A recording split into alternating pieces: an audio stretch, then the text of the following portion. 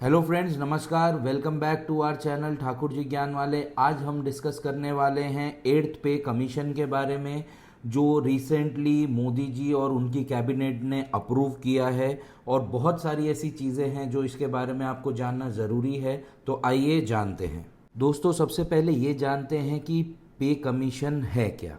पे कमीशन एक recommending body है जो सेंट्रल गवर्नमेंट के एम्प्लॉयज़ की सैलरी के बारे में रिकमेंडेशन देती है, और काफ़ी सारे फैक्टर्स को ध्यान में रख के ये रिकमेंडेशन दिया जाता है। एंड ये recommendation are not compulsory for the government और the central government to follow. Pay commission हर 10 साल में रिव्यू करता है एंड रिकमेंडेशन देता है गवर्नमेंट को about the salary structure of civil, मतलब कि जो सेंट्रल गवर्नमेंट एम्प्लॉयज़ है उनके लिए एंड मिलिट्री पर्सोनल्स के लिए। ये बॉडी एस्टैब्लिश हुआ था 1947 में, मतलब पहला पे कमीशन 1947 में आया था। बट ये रिकमेंडेशन बॉडी फॉर्म हुई थी 1946 में, मतलब हमारी आज़ादी से भी पहले। यूनियन कैबिनेट ने इसको अप्रूव किया है इम्प्लीमेंटेशन को, 8th पे कमीशन को, जो रिवाइज करेगा salaries of approximately 50 lakh central government employees and allowances of 65 lakh pensioners.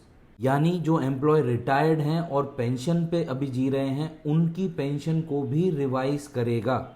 और साथ ही डियरनेस अलाउंसेस, जिसको हिंदी में कहते हैं महंगाई भत्ता, उनको भी इंक्रीज करेगा। क्योंकि महंगाई भत्ता इसीलिए होता है कि जैसे जैसे महंगाई बढ़ती जाती है वैसे वैसे इसको इंक्रीज करना ज़रूरी हो जाता है सेंट्रल गवर्नमेंट एम्प्लॉयज़ या किसी भी एम्प्लॉयज़ के लिए, because it is directly related to the inflation of the country.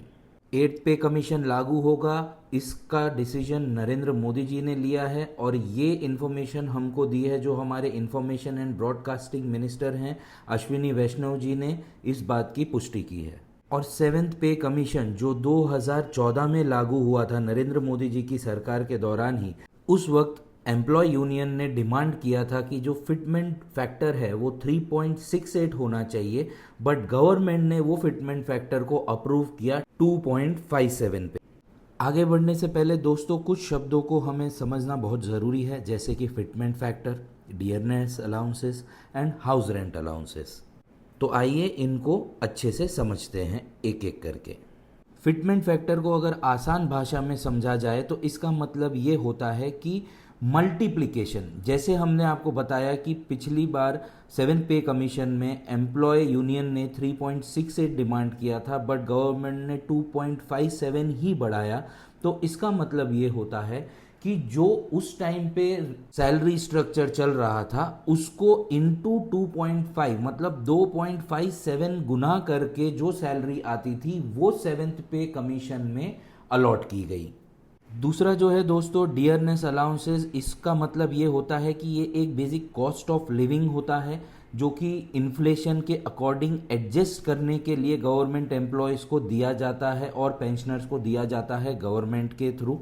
और ये डियरनेस अलाउंसेस जो उनकी बेसिक पे होती है उसका सर्टेन परसेंटेज होता है जो बेसिक पे में ऐड होके उनको मिलता है। और ऐसे ही होता है HRA, मतलब कि हाउस रेंट अलाउंसेस, जो एम्प्लॉय को उसकी सैलरी में ऐड होके मिलता है। वो जिस सिटी में रहता है उस सिटी के अकॉर्डिंग, अगर वो टायर 1 सिटी में रहता है तो HRA ज़्यादा परसेंटेज होता है, टायर 2, 3 सिटी में रहता है तो कम होता है। आइए इसको एक एग्जाम्पल से हम आपको समझाते हैं। फॉर एग्जाम्पल, अगर बेसिक पे 50,000 रुपीज़ है और फिटमेंट रेशियो 2.5 है, तो 50,000 इंटू 2.57 हम करेंगे। फिर डियरनेस अलाउंसेस अगर 50% है तो 1,28,000 का 50% जो कि 64,000 होता है वो होगा। एंड HRA अगर 30% होता है डिपेंडिंग ऑन टायर 1 सिटी, तो 30% 1,28,000 का फिर ऐड होगा, जो कि टोटल सैलरी आपकी बना देगा 2,30,400 रुपये। इस तरीके से बेसिक पे में fitment ratio, dearness allowances, HRA calculate किए जाते हैं, तब जाके फाइनल सैलरी आपको मिलती है। देखिए दोस्तों, 2014 में जो 7th पे कमीशन आया था उसमें जो फिटमेंट फैक्टर 2.57 था, उसकी वजह से 7,000 की जो सैलरी थी वो बेसिक पे 18,000 हो चुकी थी, जो पेंशन 3,500 थी वो 9 हो गई थी। मैक्सिमम सैलरी जो भी एक गवर्नमेंट सेंट्रल गवर्नमेंट एम्प्लॉय को मिल सकती थी वो है 2,50,000 रुपये, और मैक्सिमम पेंशन अगर किसी को मिल सकती थी तो वो है 1,25,000 रुपये। आइए अब डिस्कस करते हैं 7 कमीशन पे जो आज तक आए हैं उनके बारे में थोड़ी थोड़ी डिटेल। क्या उनका इम्पैक्ट था, क्या उनका ऑब्जर्वेशन था या रिकमेंडेशन था, और क्या क्या चेंजेस आए। फर्स्ट पे कमीशन में दोस्तों लिविंग वेजेस, मतलब एक इतनी वेज या इतनी सैलरी जो एक नॉर्मल स्टैंडर्ड ऑफ लिविंग को मेंटेन करने के लिए काफ़ी होती है, उसको फाउंडेशन बना के फेयर कंपनसेशन का कंसेप्ट इंट्रोड्यूस किया गया, जिसका इम्पैक्ट ये रहा कि स्ट्रक्चर्ड पे स्केल जैसा कंसेप्ट इंट्रोड्यूस किया गया। उसका मेन उद्देश्य ये था कि जितने भी गवर्नमेंट एम्प्लॉयज़ हैं उनको पर्याप्त मात्रा में पैसा मिले, और इसी को बेस मान के आने वाले जितने भी कमीशन थे उनको तैयार किया गया। सेकेंड पे कमीशन में inflation and cost of living जैसे फैक्टर्स को इंक्लूड किया गया, जिसका रिजल्ट ये हुआ कि डियरनेस अलाउंसेस मतलब महंगाई भत्ता इंक्लूड किया गया, जिससे कि गवर्नमेंट एम्प्लॉयज़ को जो बढ़ती कीमतें थी चीज़ों की उसके साथ कोप अप करने में बहुत ज़्यादा मदद मिली, जिसका रिजल्ट ये रहा कि एम्प्लॉयज़ की परचेजिंग पावर स्टेबलाइज हो सकी with the introduction of dearness allowances. Third पे कमीशन में दोस्तों आर्म्ड फोर्सेस को सिविलियन पे रेट से कंपेयर किया गया, और ये पाया गया कि आर्म्ड फोर्सेस का कंपैरेटिवली पे रेट कम है और उन दोनों को समानता प्रोवाइड की गई, और इसके परिणाम स्वरूप ये रहा कि जितने भी गवर्नमेंट एम्प्लॉयज़ थे सबको सिविलियन पे के अकॉर्डिंगली पेमेंट देना शुरू किया गया।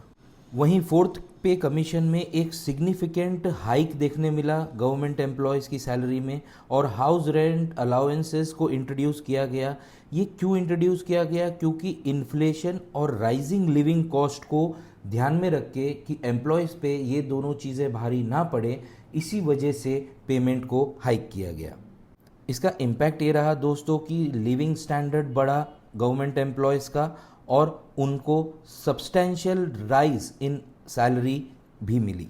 और फिफ्थ पे कमीशन में दोस्तों रिवीजन किया गया सैलरी स्ट्रक्चर्स का, जिस पे बहुत ज़्यादा फोकस किया गया डीए एंड एचआरए पे, और productive performance based and efficiency based hike salary में एम्प्लॉयज़ को देने का ऐलान किया गया, जिसका इम्पैक्ट ये रहा कि गवर्नमेंट जॉब्स और कॉम्पिटिटिव होने लगी और लुक्रेटिव होने लगी, और काफ़ी ज़्यादा युवा उसमें एंथुजियास्टिकली पार्टिसिपेट करने लगे। वहीं सिक्स्थ पे कमीशन में पे बैंड सिस्टम इंट्रोड्यूस किया गया जो ट्रेडिशनल पे स्केल को रिप्लेस करता था। साथ ही इसमें ग्रेड पे नाम का एक कंसेप्ट इंट्रोड्यूस किया गया जो पोस्ट एंड रिस्पॉन्सिबिलिटी के आधार पे पेमेंट देना स्टार्ट हुआ, और बहुत ट्रांसपेरेंसी हो गई सैलरी के सिस्टम में, और सैलरी कैलकुलेशन जो था वो बहुत easy, transparent and straight forward बन चुका था। Last but not the least 76 meetings की गई थी सेवेंथ पे कमीशन को लागू करने के लिए, जिसमें पे मेट्रिक सिस्टम को इंट्रोड्यूस किया गया, जिससे कि सैलरी सिंप्लीफाइड एंड रैशनलाइज हो चुकी थी, एंड बेसिक जो पे स्ट्रक्चर था एक गवर्नमेंट एम्प्लॉय का वो कम से कम 18,000 हो चुका था। इसकी रिकमेंडेशन के तहत पेमेंट और अलाउंसेस को 23.55% इंक्रीज किया गया, और पेंशन स्कीम्स में भी सिग्निफिकेंट चेंजेस देखने को मिले। और इसका इम्पैक्ट ये रहा कि जो करंट इकोनॉमिक क्लाइमेट मतलब करंट इकोनॉमिक परिस्थितियां हैं उसके साथ काफ़ी हद तक गवर्नमेंट एम्प्लॉयज़ भी अपनी सैलरी एंड लाइफस्टाइल को मैच कर पा रहे थे। और आज तक सेवेंथ पे कमीशन को ही बेस मान के गवर्नमेंट एम्प्लॉयज़ को उनकी सैलरी प्रोवाइड की जा रही है, एंड काफ़ी हद तक सैलरी इंक्रीमेंट भी हुआ है। तो दोस्तों इससे हम ये कह सकते हैं कि पे कमीशन ना ही सिर्फ उनकी सैलरी में इंक्रीमेंट करता है एम्प्लॉयज़ की, बट उनको महंगाई से भी बचाता है, और सोसाइटी में एक रेपुटेशन देता है, जस्टिस देता है, और वो एम्प्लॉयज़ जो देश की आज़ादी में बहुत ज़्यादा हेल्पफुल रहे हैं, इम्पॉर्टेंट पार्ट रहे हैं, उनको भी एक बहुत अच्छे लेवल पे रिकग्नाइजेशन देता है। और दोस्तों अब सबसे इम्पॉर्टेंट बात जिसके बारे में ये वीडियो है that is 8th pay commission, उसके बारे में थोड़ा सा डिस्कशन करते हैं। दोस्तों एक्सपर्ट्स का ये मानना है कि 8th पे कमीशन में जो फिटमेंट फैक्टर होगा वो 2.86 से लेके 3 तक हो सकता है। और दोस्तों कुछ गवर्नमेंट सोर्सेज से हमें ये पता चला है कि मोदी जी की जो गवर्नमेंट है वो 8th पे कमीशन अनाउंस या लागू कर सकती है फ्रॉम जनवरी 2026। तो दोस्तों इसका मतलब कंक्लूजन ये है कि पे कमीशन ने हमेशा सैलरीज, पेंशन्स और स्टैंडर्ड ऑफ लिविंग को बढ़ाया है government employees and arm forces की। खासकर अगर हम बात करें तो 4th से लेके जो 7th पे कमीशन था उसने बहुत सारे इकोनॉमिक चेंजेस किए हैं और जो कार्यकुशलता मतलब कि वर्क एफिशिएंट लोग हैं उनको भी बहुत ज़्यादा हेल्प की है परफॉर्मेंस बेस्ड पेमेंट आने के बाद। और अब जो मेन मुद्दा रह सकता है 8th पे कमीशन में वो हो सकता है वर्क सेटिस्फैक्शन और बहुत ज़्यादा इम्प्रूवमेंट इन कंपेंसेशन और ख़ासकर मिलिट्री पर्सनल्स के ऊपर ज़्यादा ध्यान देने की ज़रूरत है, ऐसा हमको लगता है। और दोस्तों पे कमीशन आने के बाद गवर्नमेंट के ऊपर भी काफ़ी बर्डन बढ़ जाता है, जैसे कि सैलरीज देने का, पेंशन देने का एक्स्ट्रा बर्डन बढ़ जाता है। जैसे कि एग्जांपल अगर मैं आपको दूं, 7th पे कमीशन में गवर्नमेंट के ऊपर 1 लाख करोड़ रुपए का बर्डन पड़ा। क्यों? क्योंकि जो 2.57 से फिटमेंट फैक्टर बढ़ा था उसमें गवर्नमेंट एम्प्लॉयज़ और सबकी सैलरीज काफ़ी बढ़ गई थी, तो ये पूरा बर्डन गवर्नमेंट के ऊपर पड़ा। बट इसको एक तरीके से इकोनॉमिस्ट ऐसा भी देखते हैं कि इकोनॉमी बूस्ट करने के लिए गवर्नमेंट को भी पैसा खर्च करना पड़ता है। ये भी एक गवर्नमेंट स्ट्रैटेजी हो सकती है to boost consumption, may lead to more production and ultimately leading job growth in private sectors. एक इफेक्ट ये भी हो सकता है कि जो अल्टीमेट विक्टिम है वो normal middle class tax payer रहेगा, क्योंकि उनकी तो जॉब की सैलरी बढ़ नहीं रही है। बट पे कमीशन बढ़ा देती है गवर्नमेंट एम्प्लॉयज़ की सैलरी जो गवर्नमेंट अपने खजाने से देती है और गवर्नमेंट का खजाना बढ़ते हैं नॉर्मल टैक्स पेयर्स। तीसरी चीज़ ये कंसिडर कर सकते हैं, क्या प्राइवेट सेक्टर एम्प्लॉयज़ को इससे कुछ फ़ायदा होगा?